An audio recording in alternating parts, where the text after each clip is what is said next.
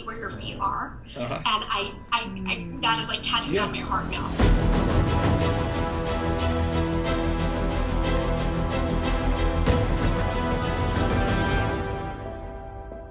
You talk about meeting people. I saw on your Instagram, the girl was, and she meets a lot of people in her business. You were just with Bob Goff. Yeah. You got to see this, Debbie. Him. And so, the author of the book loved us and all that. Tell us about that experience. What that was like. What, a journal, a writing thing? Yeah. So, oh my gosh, he was awesome, and I got to meet Sweet Maria. And oh my everything. goodness. So this is something I discovered more during quarantine. I always knew I loved to write, but because I was able to step back a little bit from the business, Jeremy was very much on the front lines running it. But because of the pregnancy, we wanted to make sure there was less stress on the pregnancy itself. So, so a lot of my days, I was able to kind of step back and start writing again, which I love. And actually, you guys know Alicia McGlamory, good friend and mentor of mine. She happened to tell me about Bob Goff's new writing retreats that he's hosting at his retreat center called the Oaks in Southern California, right outside of San Diego.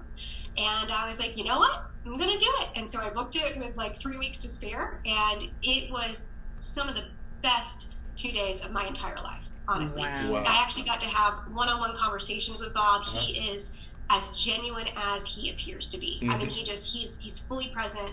The number one piece of advice he would give us there was be where your feet are. And I that is like tattooed on my heart now, because he was so present, so available, so clearly where his feet were. And it was really cool to see and to get to know him. I just read his third book.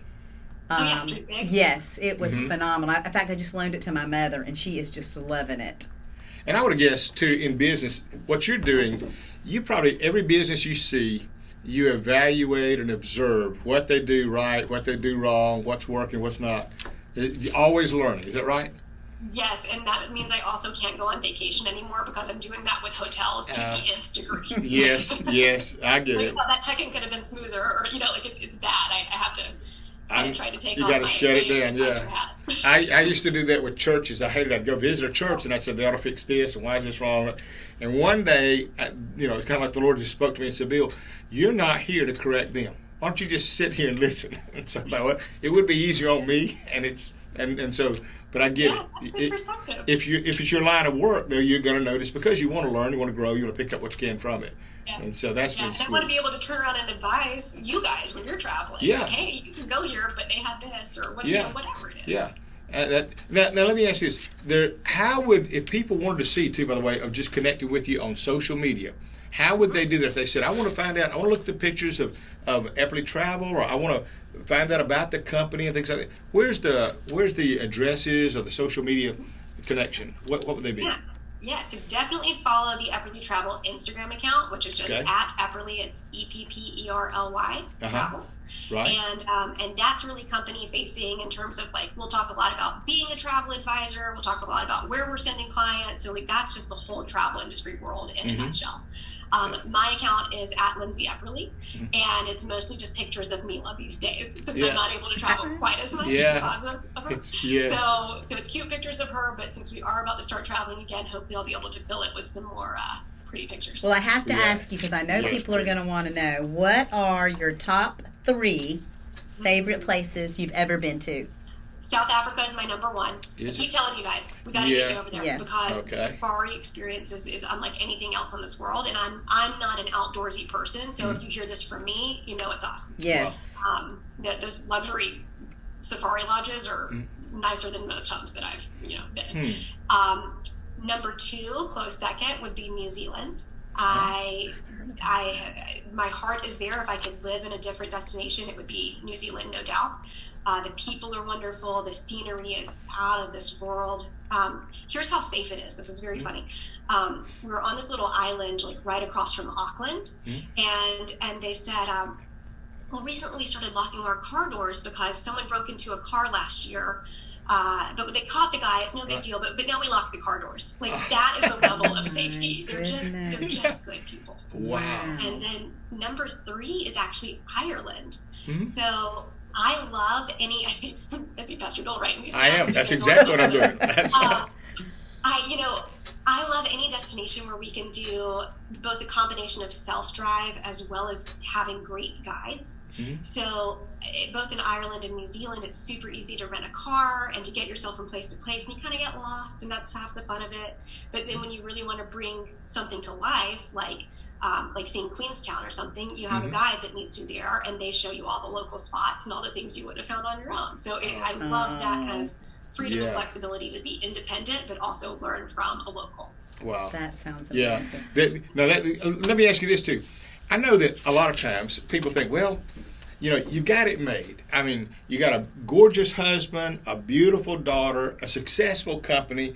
You're beautiful. You've got it all together. And even through COVID, your attitude and all the rest, how you just found a way. And so a lot of people will look at people that they see as riding the wave and doing well, and they don't know the story behind it is not always as easy. First of all, you mentioned about just when the baby was born a month early.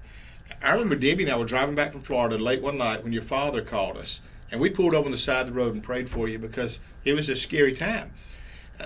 If you can, that was really very serious. So you had a real kind of wake up call there, just in the pregnancy and the delivery. What was that like? Oh my gosh!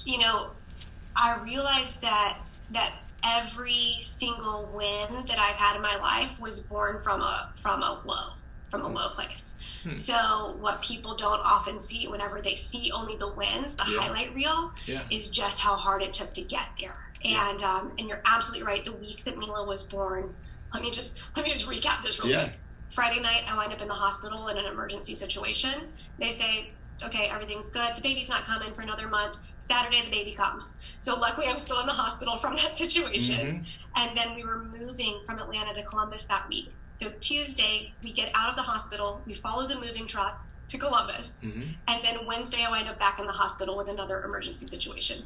So Mila's 3 days old, and my parents thankfully were able to watch her. I'm back in the hospital. Jeremy's with me, and we get out the day before 4th of July, which I think there's some symbolism there for sure.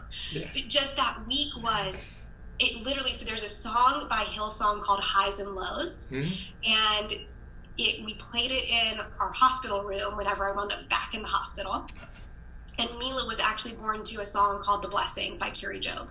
So those my favorite two songs, it gives you chills. I mean, it was a movie scene type of story when that was on and she's being born, wow. So there were so many God moments I'm getting so emotional about this. Right. During that week alone, and it also puts so much into perspective too. I've always been married to my work, and getting to see what it meant to have a family and to become a mother, and really also see God take care of us during those highs and lows. Just that 1 week alone, much less the entire year of 2020, was amazing. So I think even when you see just someone's highs, I try to be as transparent as possible about what it took to get there, because it's not just magic overnight. It's really hard work, and it's a lot of faith. When the world collapsed last year, the faith that Jeremy and I were both able to grow by leaning into God and leaning into that Be a Beacon mission, there was nothing else like it. And there were times that I lost faith too, honestly. I mean, there were really hard times where I thought, I just don't see this playing out well. And luckily, we're at a point now where we're seeing a lot of the harvest from that season. So in your own life, it kind of reshaped you and just re-energized you for who you are and renewed things. But even with you and Jim and your family, it bonded you probably better than it would have if y'all had 10 years experience of marriage. You probably got it all in 1 year because you leaned on each other and communicated more. It managed to level and break us to begin with, because we were so beside ourselves. We didn't know, what was going on. And then we were able to build back better. And that's exactly what we've done with the company and our family as a whole. So I think it was such a cool opportunity to just strip the excess and figure out what is really important. And then it helped myself and Jeremy become better leaders, because we learned, all right, this is my lane, this is your lane. Let's lean into only what we do best. Yeah. So sweet. Now we mentioned this, we talked about your faith. Tell me about your faith. How important is that to you, and what role does it play in your life? Yeah, I mean, it was the foundation of my entire upbringing, and it was the foundation of my entire marriage and my family. And there is not a more important role that it plays. It's also the foundation of our business. So I think what's really cool about being a business owner with a strong faith is that I recognize that, one, the business is a platform, and two, the business is an asset that we get to steward. And so the more we can do leading value-driven lives and a character-driven business, the more evident that is of where that comes from. So I'm not necessarily the one who's like, let's open every meeting in prayer. Right. I think I have a quiet faith oftentimes because I feel it's so personal. But if anyone even asks, I am happy to talk about exactly why it has shaped who we are today, who I am today, and who the business is too. Yeah, that's so good. Yeah, you know the source of your blessing. That is so good, Lindsey. Yeah, that's it. It is. And we look at ourselves and say, I think God's got me mixed up with somebody else. But until He straightens it out, I'm going to keep taking it. Definitely did in that Bora Bora hotel room. I know for sure. I'm still thinking that. Honestly, every place you've been, that's why I encourage folks, go look at your Instagram and just look at the places. I mean, if I just want to travel and I can't, I want to look at what Lindsey's got going on, and I just say, man, that's a beautiful place, and it even relaxes me, just a picture of it. So you're doing great with everything else. Let me ask you this. I know it's a little touchy and tough, but COVID was so really painful for you because you had the most awesome grandmother, and you had. I had made a promise to her. She was so funny. I made a promise to her that when I go to Israel, I would go to Israel and take her.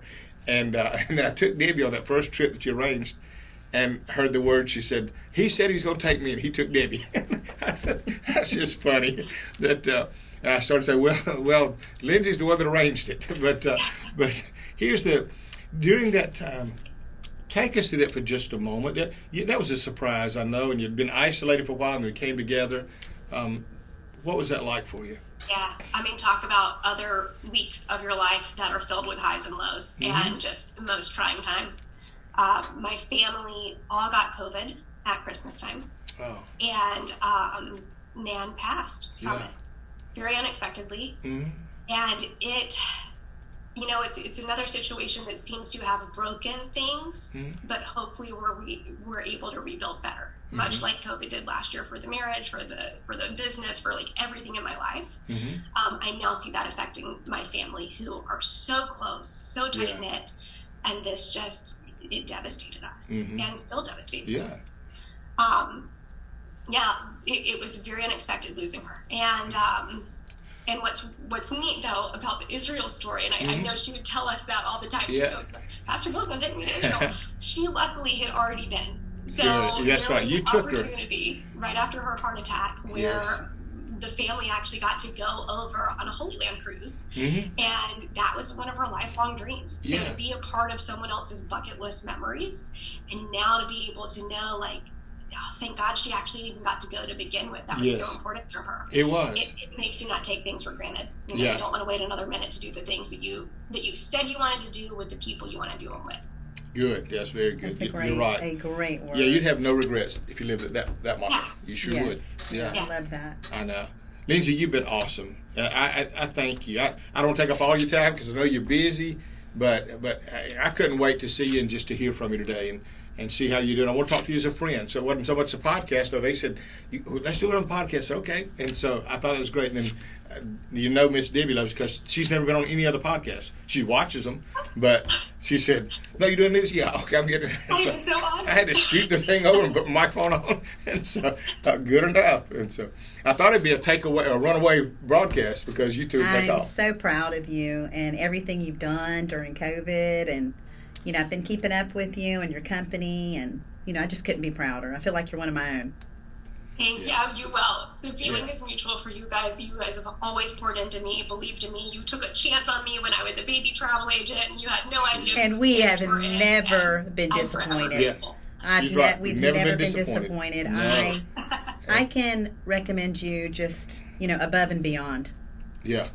Yeah, and I would recommend it to anyone. That's right. Even if somebody said, well, luxury travel, that's a little bit more expensive. I promise you, what you're going to get for the dollar, you will keep that memory forever. And so I highly recommend it. I wouldn't think of it anybody else. And Well, thank you. Well, listen, I am honored to be on this podcast today and to have the opportunity to share my story and what God has done during a particularly insane season of life. And I was thrilled when you reached out, and I really appreciate you guys thinking of me. Well, I'm so glad that you're where you're at now and on the upside. That's right. That's right. Thank you. Thank you for being with us today. Thank you very much for having me.